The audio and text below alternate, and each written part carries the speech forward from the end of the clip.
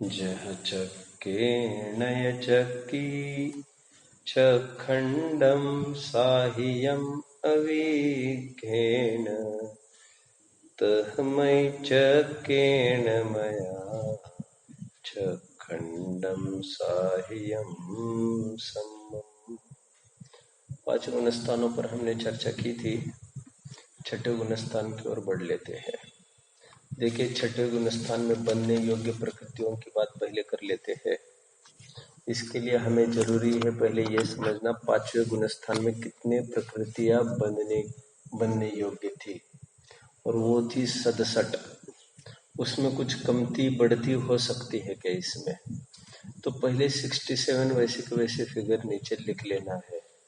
छठवें गुणस्थान में बनने योग्य प्रकृतियों के कॉलम में 67 लिख ले, और इसमें -4 और ब्रैकेट में लिखना है प्रत्यक्ष आवरण क्रोध मान माया लोभ bracket close is equal to 63 को एनसर्कल करना है।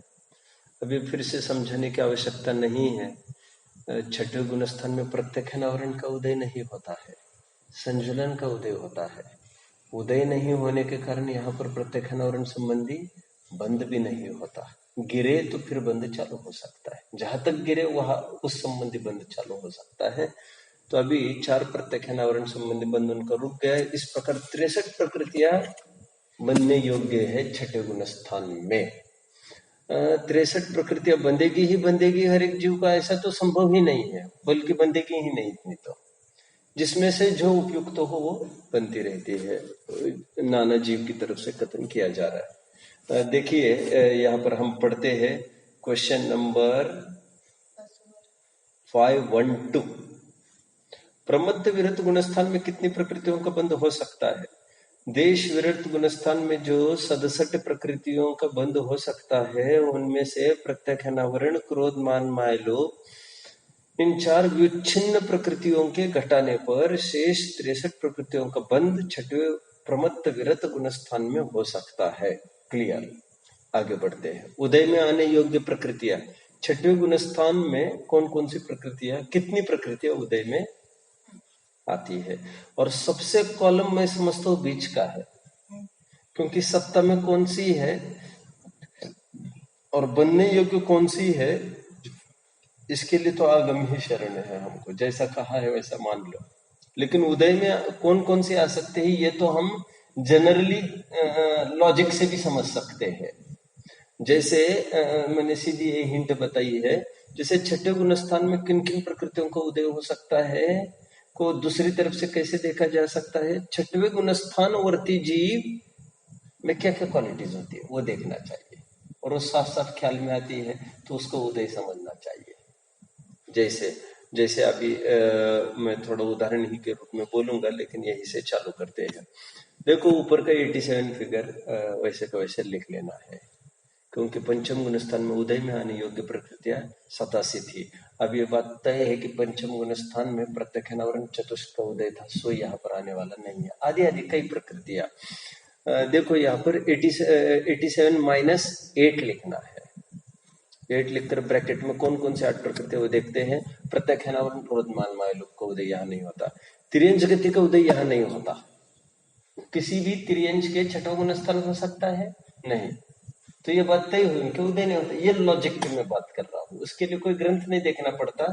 बाद बाकी पहले गुण स्थान में सत्ता पाई जा सकती है तीर्थंकर प्रकृति की, दूसरे तीसरे में नहीं पाई जा सकती। इसके लिए तो हमको आगम ही शरण है, लेकिन ये तो हम लॉजिक से भी तय कर सकते हैं। तिर्यंश गति एंड तिर्यंश आयु का उदय छठे गुण स्थान में कदापि नहीं होगा। आगे बढ़ना है। उद्योत उद्योत का उदय भी छठे गुण स्थान में नहीं होगा, 5वें गुण स्थान तक होगा। क्यों? क्योंकि मैंने ये कहा था थोड़े टाइम पहले, क्योंकि उद्योत नाम कर्म का उदय केवल और केवल तिर्यंचों को ही होता है। हाँ, जैसे चंद्रकांत मणि है, जैसे चंद्रमा वाला जो प्रत्युकायिक है बॉडी उसकी, जिसका मूल शीतल हो और आभा भी शीतल हो, और कुछ संगी पंचेंद्रिय तिर्यंश भी हुआ करते हैं ऐसे, मछलियां वगैरह जो शीतलता देती है। मैंने काफी चर्चा की है इसकी, जैन सिद्धांत प्रवेशिका वगैरह ग्रंथों में, वहां से समझना चाहिए, क्योंकि उद्योत का काम एक बिजली लाइक लाइटनिंग लाइक इफेक्ट भी होता है। और मैंने ये कहा था कुछ कुछ मछलियां भी ऐसी होती है जो लाइटनिंग इफेक्ट करती है। अब शीतलता भी एक फैक्टर है और लाइटनिंग भी एक फैक्टर है उद्योत का। तो ये त्रियंश संगी पंचेंद्रिय त्रियंश में ही उदय का होना का कहा है।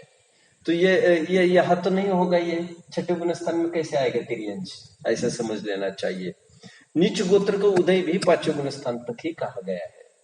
टोडरमल जी ने मोक्ष मार्ग प्रकाशक में प्रकरण चल रहा था, वेरी गुड, ग्रंथ यही पर है, शाबाश। श्वेतंबर मत का खंडन चल रहा था। शंकाकार श्वेतंबर भाइयों का ये कहना था कि शूद्रों को भी तो मुक्ति होती है। तो टोडरमल जी ने वहां पर बहुत अच्छी बात कही थी, तुम शूद्रों की बात करते हो लेकिन आपके सिद्धांत ग्रंथों में भी शूद्रों का पांचवें गुण स्थान तक ही जाना बन सकता है, ऐसा बात निर्णित होती है। वो कैसे? नीच गोत्र का उदय पांचवें गुण स्थान तक आपके ग्रंथों में भी कहा गया है। गेटिंग? तो देखो यहाँ पर मैं बात करता हूं। ये प्रकरण कहां पर आएगा? आई थिंक ये 6वें अध्याय में होना चाहिए, ऐसा लग रहा है। पेज नंबर 147 खोलिए मोक्ष मार्ग प्रकाशक का। देखो, शूद्र मुक्ति का निषेध का प्रकरण है। क्या लिखते हैं टोडरमल जी इसमें? देखो, तथा नीच कुल वालों के चर्चा चल रही है, उनका कहना है शूद्रों की भी मुक्ति होती है। देखो 3rd लाइन, तथा नीच गोत्र कर्म का उदय तो पंचम गुण स्थान पर्यंत ही है। इससे क्या बात तय हुई? ऊपर के गुण स्थान में नीच गोत्र का उदय नहीं, मतलब नीच गोत्री जी छठे गुण स्थान में नहीं देखा जा सकता। तो छठे गुण स्थान में नीच गोत्र का उदय नहीं हो सकता, यह बात यहाँ पर तय हुई। Bracket close, is equal to कितना हो गया? 87 - 8 79 हो गया। प्लस 2 करना है, यहाँ पर 2 मिलाओ, जो 6 प्रारंभिक पांचों गुण स्थान में जिसका उदय संभव नहीं और छठे गुण स्थान में उदय है, ऐसी 2 आहारक द्विक प्रकृति, आहारक शरीर और आहारक अंगोपांग। क्या विचित्रता है, पहले इसको पूरा करें। इज इक्वल टू 81 लिखना है, यहाँ पर 81 बन गए। क्या विचित्रता है? आहारक शरीर बंधता है 7वें से लेकर 8वें तक और उदय में आते 6वें में। बड़ी बड़ी रिद्धियां ध्यान के काल में निर्विकल्प अवस्था में प्रकट होती है। प्रयोग करने का भाव हीन दशा में होता है, उत्पत्ति उत्कृष्ट दशा में हो जाती है।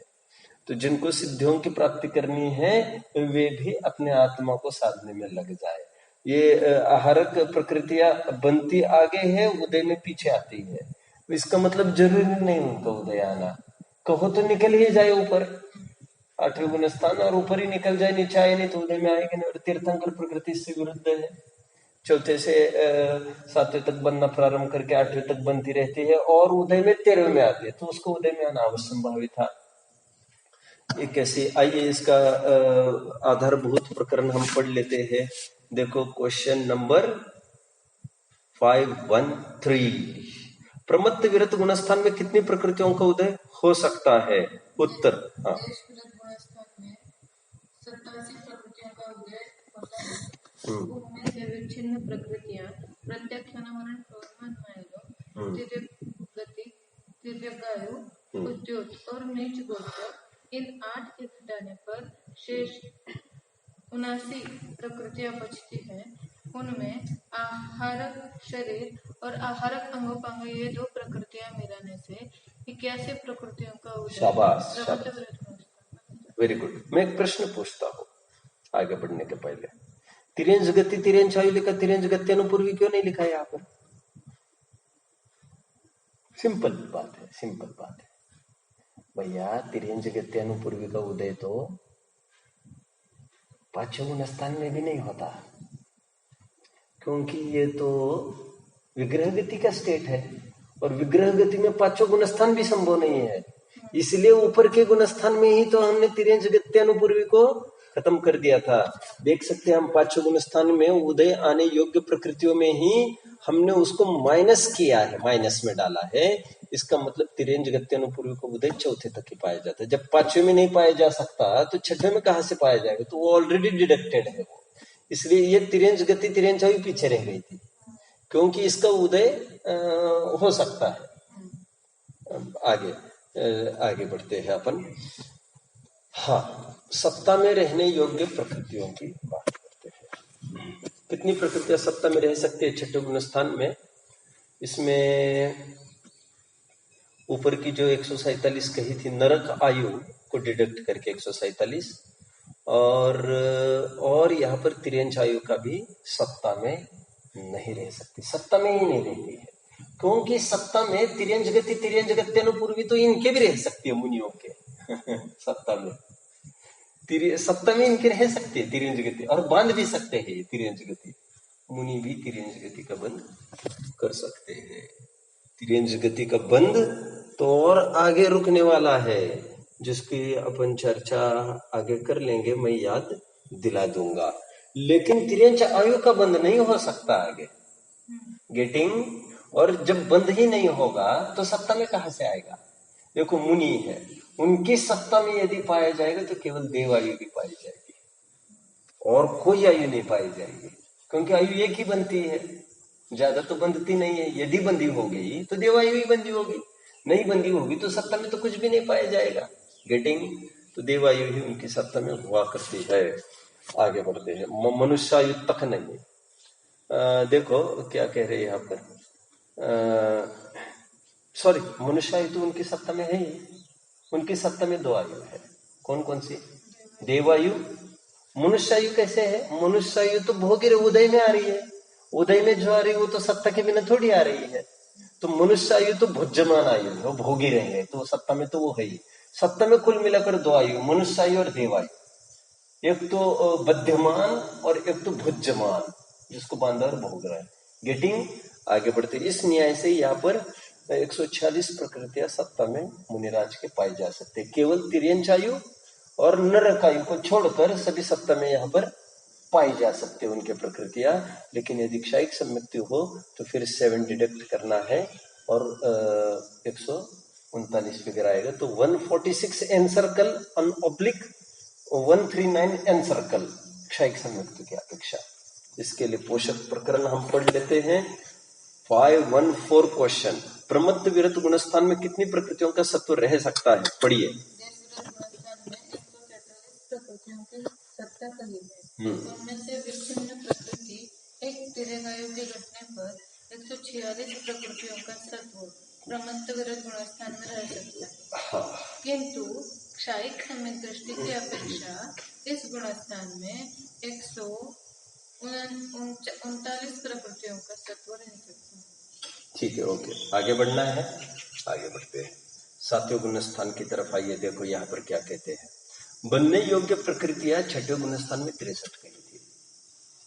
कोई गुंजाइश है छठवें से सातवें में सर के तो और क्या क्या प्रकृतियां बनना रुक सकती है जो छठवें में बंधती थी ऐसी?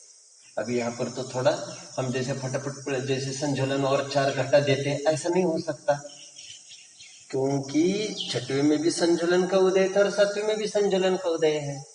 बोले तीव्र उदय है, मंद उदय है, तो वे तो घटेगी नहीं अभी। देखो यहाँ पर क्या होता है। सातवें गुणस्थान में लिखना है 63 माइनस 6। 6 प्रकृतियां यहाँ पर बंधना रुक जाती है। वे कौन कौन सी? अस्थिर, अशुभ, असाता। ये तो पुस्तकी ज्ञान से ही हमको पता चलेगा, इसमें कोई लॉजिक काम नहीं करेगा। असाता, असाता का बंध कौन से गुणस्थान तक हो सकता है? बोलो। सॉरी, असाता का बंध, असाता वेदने का बंध केवल छठवें गुणस्थान तक ही संभव है। इसलिए सातवें गुणस्थान में असाता वेदने का भी अंतर्भाव किया। सातवें गुणस्थान में और उसके आगे असाता वेदने का बंध नहीं होता। 13वें गुणस्थान में असाता का उदय आता है। हमको तो तीनों फैक्टर्स अलग अलग समझने हैं। जिसका उदय आना है उसका बंद होना जरूरी नहीं है, जिसका बंद होना होता है उसका उदय होना जरूरी नहीं है। आगे बढ़ना है, आगे बढ़ते हैं। असाता का बंध सातवें और उसके आगे उन स्थानों में नहीं होता है। मतलब सबसे जघन्य बंध कहां पर होता है कहना पड़ेगा। सबसे जघन्य असाता वेदने की सबसे जघन्य स्थिति और जगन्य अनुभाग कहाँ होगा? छठवें, वेरी गुड, छठवें गुण स्थान के अंतिम पार्ट में, शाबाश। और फिर ऊपर ऊपर और बढ़ो, पांचवा चौथा, तो असात वेदने का तीव्र स्थिति और तीव्र अनुभाग बंद होता है, और सातवें में तो बंद ही नहीं होता असात वेदने का। आगे बढ़ना है, आगे बढ़ लेते हैं। इस प्रकार सातवें गुण स्थान में, हाँ, और आगे बढ़ते हैं। असात वेदने हुई, यशस कीर्ति हुई। अभी असात का लॉजिक था तो उसको बोल दिया। अरति और शोक का बंध छठवें गुण स्थान में नहीं होता है। ये 9 का शायद पहली बार इनका बंद रुक गया, ये तो अभी निरंतर बंद रहती है ना। और टोडरमल जी ने दूसरे अध्याय में जब बनने योग्य प्रकृतियों की बात की है, प्रकृति और प्रदेश बंद की बात की है दूसरे अध्याय में, तो वहां पर ये कहा है कि युगल में से, हस्य शोक युगल में से, रति और रति युगल में से एक एक, और 3 वेद में से एक, ये निरंतर बंधती रहती है। इसका मतलब अरति नहीं बंधेगी तो निरंतर उनको रति तो बनती ही रहेगी जब तक बंध विच्छुत्ति ना हो। अभी तो शोक नहीं बंध रहे तो हास्य तो निरंतर बंधता रहेगा जब तक विच्छुत्ति ना हो। गेटिंग? इसके बाद मतलब यहाँ तक क्या होता था छठे गुण स्थान तक, या तो रति बन सकती थी या तो अरति एक समय में, और कुछ भी बन सकता था कभी भी। हास्य बनता था या शोक, और तीनों वेद में से कुछ भी। अब ये तो दोनों उड़ी गए, मतलब रति और शोक ही, रति और हास्य ही बंधेगा। गेटिंग? क्योंकि युगलों में बताया गया है। आगे बढ़ता हूं मैं। शोक तो ये 6 हो गई। अच्छा, तो इस न्याय से कितने होना चाहिए? 57 प्रकृति बनने योग्य होना चाहिए। परंतु किंतु जैसे अपन चर्चा करते हैं सातवें गुण स्थान में आहारक द्विक प्रकृति का बंध हो सकता है, इसलिए वो +2 करके आहारक द्विक ब्रैकेट में डालना है। 59 होगी यहाँ की फिगर एंड सर्कल करिए।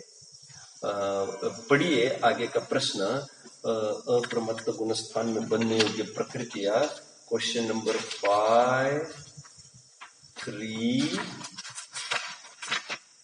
532 पढ़ना है। अप्रमत्त गुण स्थान में कितनी प्रकृतियों का बंध हो सकता है? पढ़िए।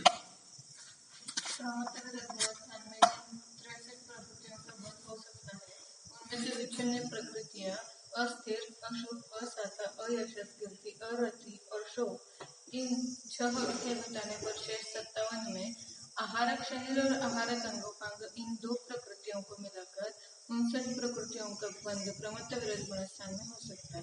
ये कोई सही होना जरूरी नहीं है, कहीं प्रिंटिंग मिस्टेक भी अपने को मिला था। 2 जगह प्रत्यक्षण और प्रत्यक्षण लिखा, देखा था ना अपन ने, तो थोड़ा सावधानी रखने पड़ते हैं। अपन ने चेंज भी किया था, प्रत्यक्षण किया था पिछले 2-3 गुण स्थान पहले की वो बात है।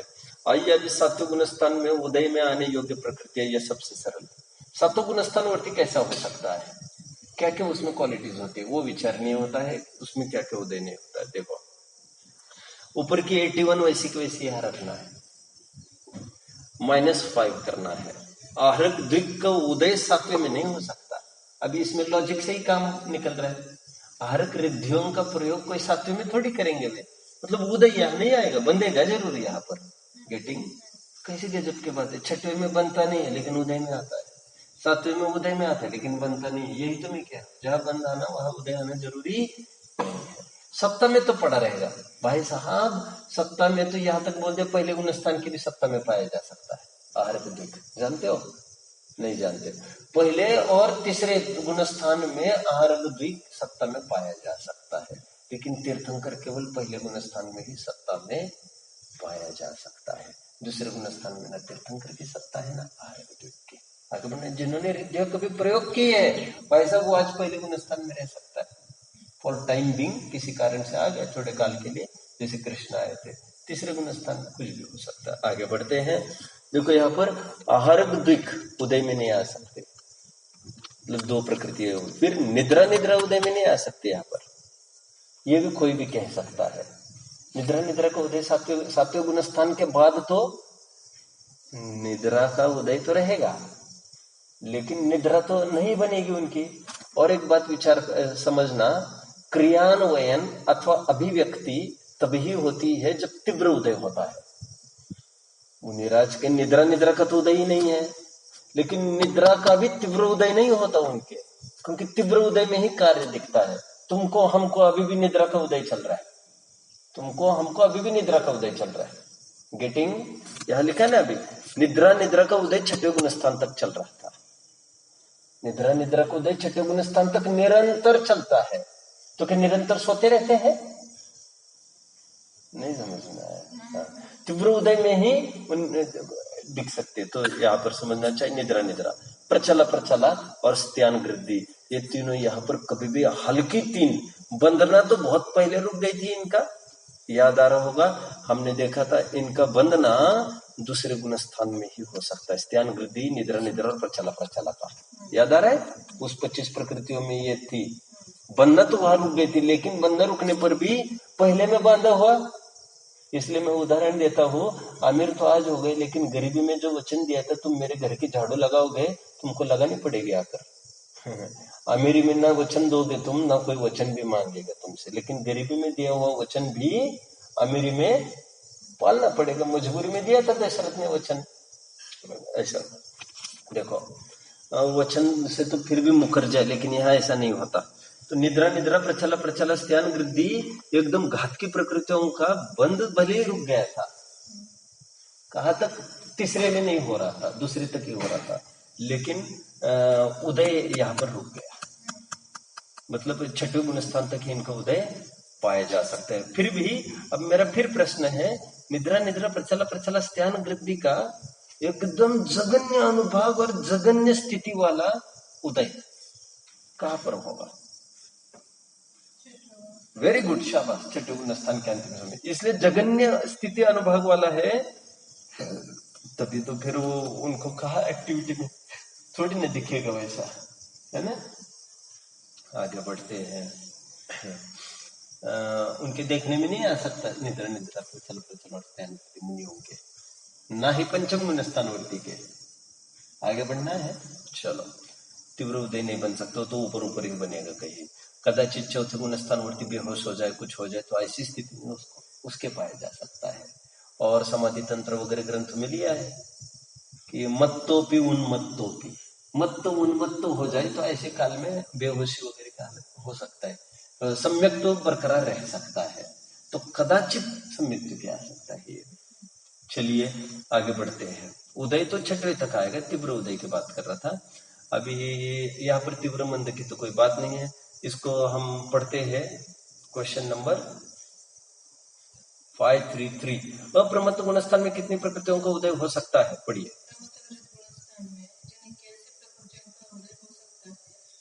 से विच्छिन्न प्रकृतियां आहार शरीर, आहारक अंगोपांग, निद्रा प्रचला और स्त्यान वृद्धि, इन 5 के घटाने पर शेष 76 प्रकृतियों का उदय अप्रमत्त। Very good. अभी यहाँ पर ऊपर के समान ही लेना।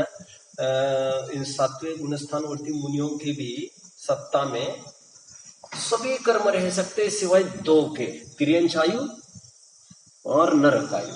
सत्ता में 2 ही पाए जा सकते उनके, देवायु और मनुष्यायु, एक भुज्यमान और एक मध्यमान। गेटिंग? नहीं समझ में आ रहा? बाहरी पड़ा, रिपीट करोगे? बोल क्या? नहीं देखो, 7वें गुणस्थान में वो सत्ता में कितनी प्रकृतियां रह सकती है? 148 में से 2 प्रकृतियां घटाओ, नरकायु और तिर्यंचायु घटाओ, 2 आयु तो उनकी सत्ता में रहेगी। इस प्रकार 146 ही रहेगी। ऊपर जैसा ही यहाँ पर सेम है, कोई डाउट नहीं? बोल के दिखाओ। क्षयिक सम्यक्त में 7 डिडक्ट करना, 139 बोल के दिखाइए। 7वें में कितनी प्रकृतियों की प्रकृतियां सत्ता में पाई जा सकती? बोलिए, आराम से सोचिए, बोलिए। हाँ, सरल है एकदम। 7वें गुणस्थानवर्ती मुनियों की सत्ता में नरकायु तिर्यंचायु देखने में नहीं आ सकते। एक जो उदय में आ रही है वो है मनुष्यायु, एक जो बांधी होगी यदि तो, और नहीं बांधी होगी तो वो भी सत्ता में नहीं दिखेगी। फिर सत्ता में फिर एक ही दिखेगी, मनुष्यायु। तो फिर उस समय में उनके और वो भी घटेगी। ये तो ज्यादा से ज्यादा की बात कर रहे हैं अपन, सत्ता में रहने योग्य। मतलब मनुष्य उनके तिर्यंचायु नरकायु कभी भी सत्ता में नहीं देखी जा सकती, क्योंकि न बांधी है और न उदय में आनी है उनको। आ रही है। गेटिंग? उत्तर दे सकोगे? सरल है। अभी अभी छठे गुण स्थान में भी वही देख रहे थे ना अपन इतनी देर। वैसे कोई कठिन था नहीं ये प्रश्न, थोड़े ध्यान दीजिए, है ना।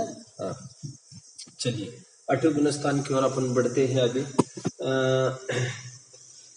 आठवें गुण स्थान में बनने योग्य प्रकृतियों की बात करते हैं। चलो इसको हम पहले यहाँ से पढ़ ले। 5, 3, 4 क्वेश्चन पढ़िए। अप्रमत्त गुण स्थान में कितनी प्रकृतियों का सत्व रह सकता है? पढ़िए।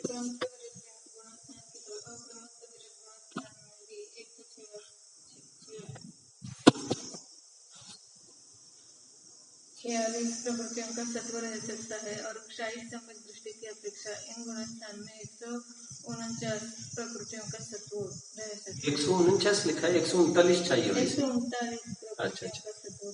आपके घर के ऊपर से विमान उड़ा था कि किसी चर्चिल वगैरह? चलिए आगे बढ़ते हैं। आठवें गुण स्थान की ओर आते हैं। देखिए आठवें गुण स्थान में बनने योग्य प्रकृतियां कितनी, ऊपर का 59 का फिगर वैसे का वैसे ले लीजिए। अभी और एक रूल समझना चाहिए, रूल में और एक पॉइंट डालना चाहिए। याद आ रहा होगा जब हमने बनने योग्य 8 प्रकृतियों की बात की थी, किन प्रकृतियों का बंध किन किन गुण स्थानों तक होता है, याद आ रहा है हमने क्या क्या कहा था? जैसे ज्ञानावरण, दर्शनावरण, अंतरान, नाम, गोत्र का बंध 10 गुण स्थान तक होता है। 5 प्रकृतियां हो गई। वेदनीय का उदय 13वें गुण स्थान तक होता है। सॉरी मैं बंध की बात कर रहा था। वेदनीय का बंध 13वें गुण स्थान तक होता है। आगे बढ़ते हैं। मोहनीय का बंध 9वें गुण स्थान तक होता है और आयु का बंध 7वें गुण स्थान तक होता है। ऐसी बात आई थी, याद आ रहा है? याद आ रहा है कुछ? 7वें गुण स्थान के भी सातिशय अप्रमत्त भाग में उसका बंध नहीं होता। आयु का बंध केवल 7वें गुण स्थान तक होता है, वो भी स्वस्थान अप्रमत्त भाग तक होता है। लेकिन यहाँ पर इतना कोई सूक्ष्म विवेचन नहीं है, गुण स्थान एज अ होल बात कर रहे हैं। इसलिए देखो यहाँ पर क्या हुआ, बंधना रुक दे प्रकृति देवायु, यहाँ पर रुक गए बंधना। 8वें गुण स्थान में देवायु नहीं बन सकती, है ना। और सप्तम में पाई जा सकती है, लेकिन पहले बांधी हो 7वें तक और आगे बढ़ा हो जी सप्तम में है तो फिर ये डेफिनेटली गिरने वाला है, उपशम श्रेणी वाला है। ये नहीं समझना है। यदि सपक श्रेणी वाला होता तब तो बांधता ही नहीं, पहले सप्तम में कहां से होती उसको? आगे बढ़ना है। बांधी है तो उपशम श्रेणी वाला है, तो फिर गिरने वाला है और जाने वाला है वहां पर, क्योंकि इसका न्योता ठुकराया नहीं जाता, आयु का कभी भी नहीं ठुकराया जाता। बाकी के समझाया जा सकता है, लेकिन इसने इसका इन्विटेशन स्वीकार किया है तो आपको करना ही पड़ेगा, वो होना ही पड़ेगा, ऐसा है। जैसे फ्लाइट में कुछ होता है ना, तुम लोग जानते हैं ये सब, फ्लाइट का रिजर्वेशन रेल वगैरह का कैंसिल होता है, फ्लाइट का रिजर्वेशन कैंसिल होने पर कहते हैं कुछ भी रिफंड नहीं मिलता, ऐसा कुछ है ना। चलो जो भी हो, आगे बढ़ते हैं। 58 ये पढ़ लीजिए, इसको यहाँ पर क्या लिखा है, पढ़ना चाहिए आपको 5, 3 आई थिंक पढ़ना चाहिए 5, 3, 5 क्वेश्चन पढ़िए। अपूर्व करण गुणस्थान में कितनी प्रकृतियों का बंध हो सकता है? पढ़िए।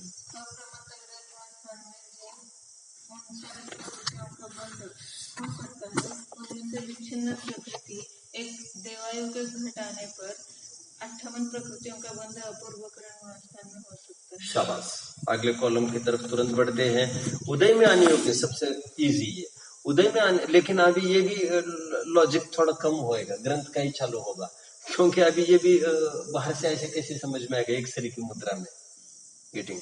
अभी देखो उदय में आने योग्य प्रकृतियों की बात कर रहे हैं हम। अभी 76 प्रकृति वैसे लिख लो, फिर -4 करना चाहिए। क्यों? यहाँ पर सम्यक प्रकृति का उदय नहीं आ सकता। शाबाश। वाई?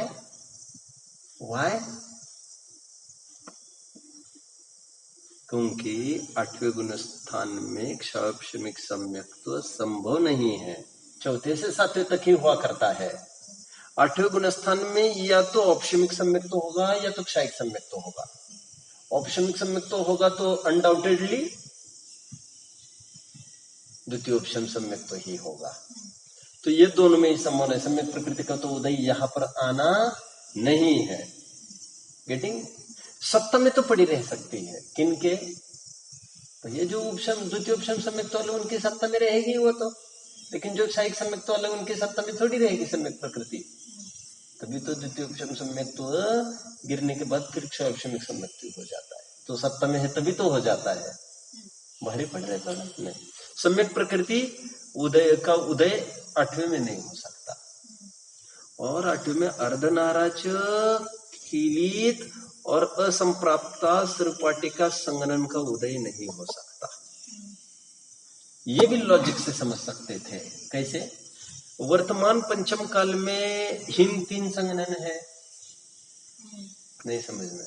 वज्रषभ नारच संगनन, वज्र नारच और नारच संगनन, ये 3 संगनन पंचम काल में नहीं हुआ करते जीवों को, और वो जीव 7वें गुण स्थान तक जा सकता है। और 8वें गुण स्थान में इसलिए नहीं जा सकता क्योंकि 3 संगनन के उदय में 8वें गुण स्थान में नहीं जा सकता, उसके लिए ऊपर के संगनन चाहिए। गेटिंग? इसलिए यहाँ पर 3 संगननों का उदय नहीं होता 8वें में। मतलब दूसरी सरल भाषा में 8वें गुण स्थानवर्ती जीवों के ये 3 संगनन नहीं हो सकते कभी। श्रेणी चढ़ने वालों के यदि शपक श्रेणी चढ़ रहे तो वज्रषभ नारच संगनन चाहिए, और उपशम श्रेणी चढ़ने के लिए फिर वे दोनों में से भी काम चल जाएगा। कौन से? तो वज्र नाराच और नाराच वाला भी श्रेणी चढ़ जाता है, और इससे बात तय हुई ना। मतलब 8वें गुण स्थान में बचे हुए तीनों में से किसी का भी उदय पाया जा सकता है।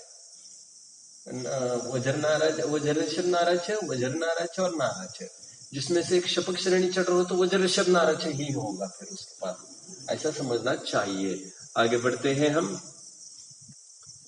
अच्छा, हम ये नहीं पढ़े थे क्या सत्ता में? अच्छा, यही ये हो गया था, पढ़ लिया था हमने। अच्छा, ओके। तो देखिए यहाँ पर इज इक्वल टू 72 मिल गया, 72 आ गए, एनसर्कल करिए और पढ़ लेते हैं यहाँ पर हम। अपूर्व करण गुण स्थान में कितनी प्रकृतियों का उदय हो सकता है? क्वेश्चन नंबर 5, 3, 6 पढ़िए।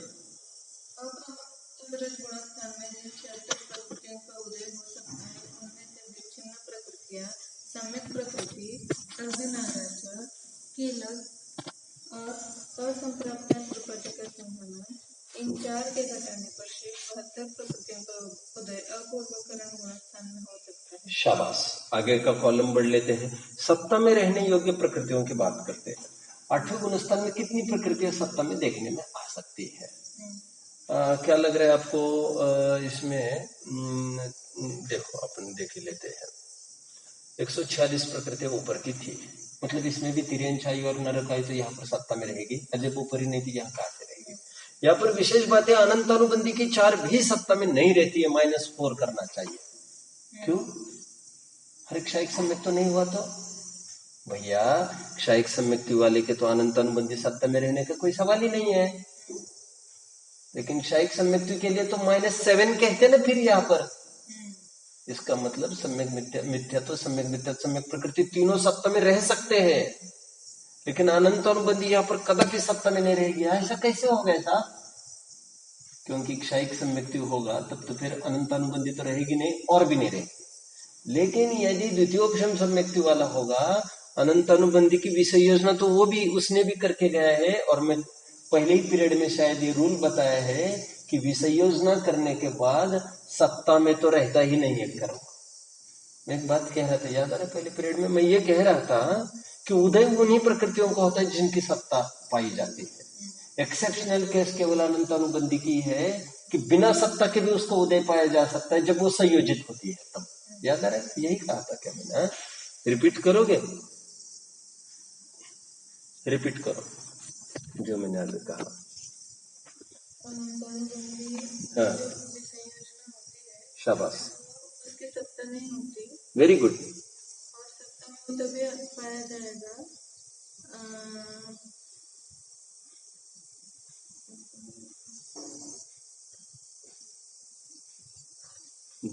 बोलो, जब संयोजित हो जाएगी वो। विषय योजना को विरुद्ध एक इजी वर्ड है संयोजित, तो सीधे भाषा में बोलना चाहिए कि वो अन्य रूप संक्रमित हुई तो वो संक्रमण टूट जाएगा, ऐसा बोलना चाहिए। उसमें क्या मतलब वो सत्ता में यहाँ पर तो नहीं लिखेगी। विशेष बात ये मैं कह रहा हूँ, विषय योजना के काल में भी सत्ता में नहीं रहता कर्म।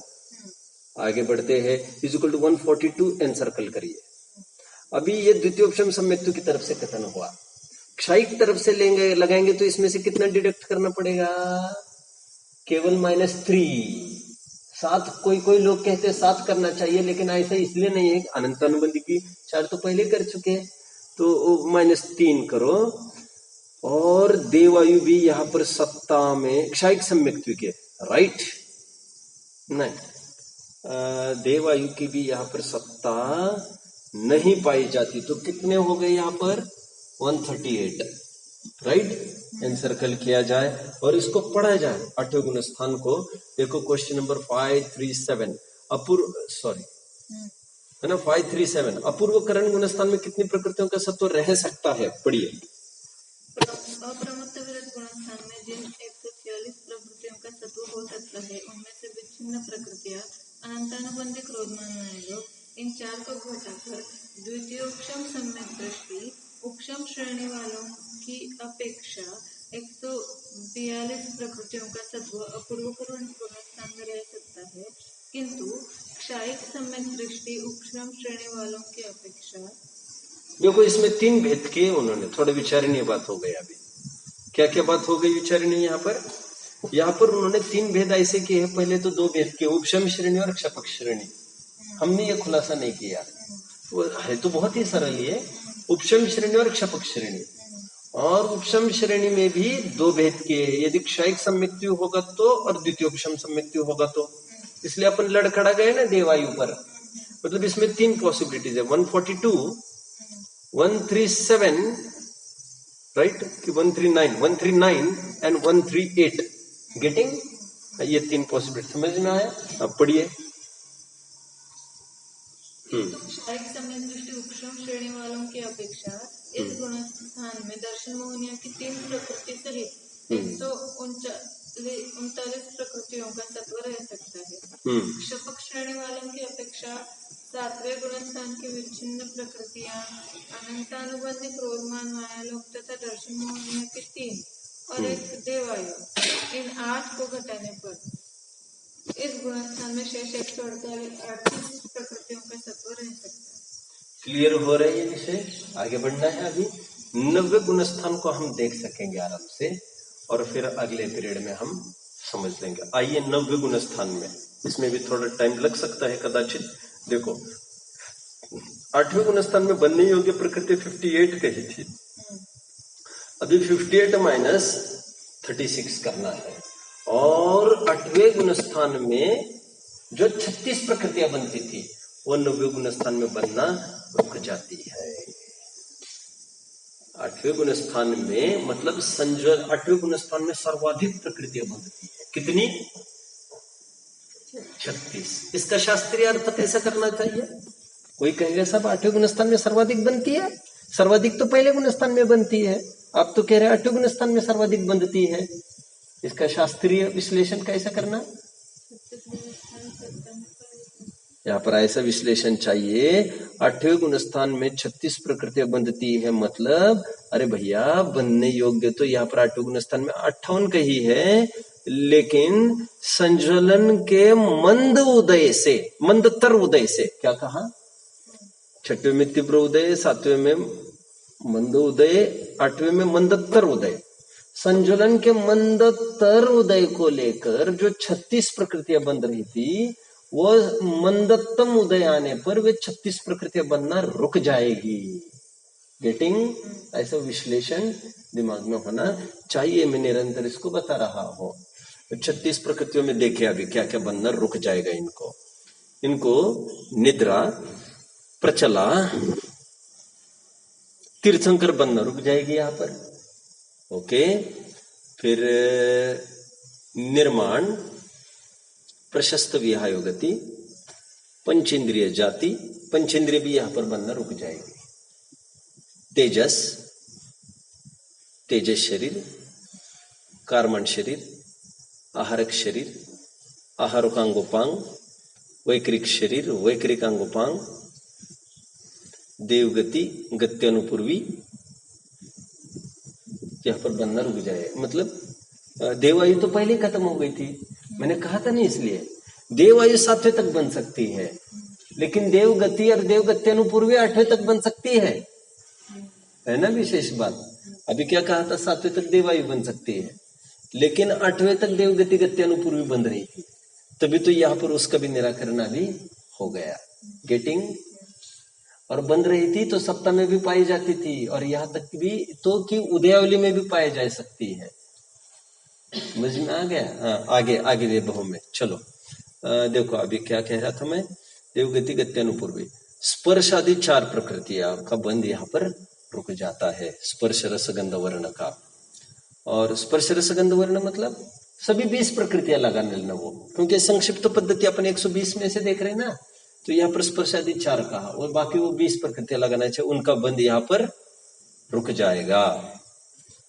फिर अगुरु लघुत्व, उपघात, परघात, उच्चवास, त्रस, बादर, पर्याप्त, प्रत्येक, स्थिर, शुभ, सुभग, सुस्वर, आदे, हास्य, रति, जुगुप्सा और भय, इनका बंध भी यहाँ पर नहीं होता।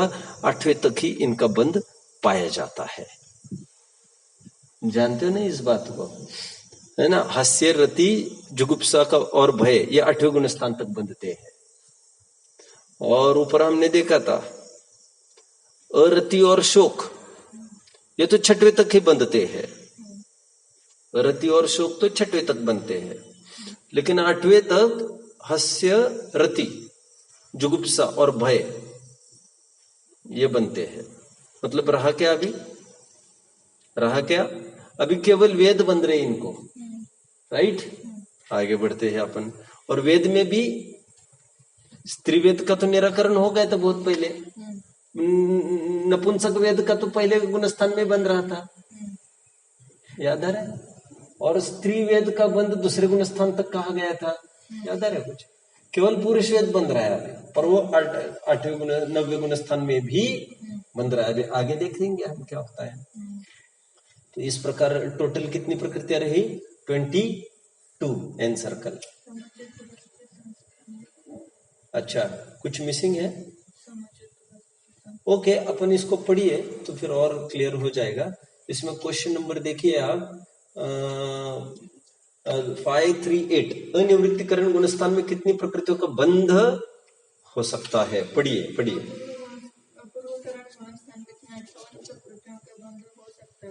हाँ, उनमें से विच्छिन्न प्रकृतियां, हाँ, निद्रा, प्रचला, तीर्थंकर, हाँ, निर्माण, प्रशस्त विवायोगति, हाँ, पंचेंद्रिय जाति, तेजस शरीर, कार्बन शरीर, आहारक अंगोपांग, अच्छा, समचतुरस्त्र संस्थान मिस कर गया मैं।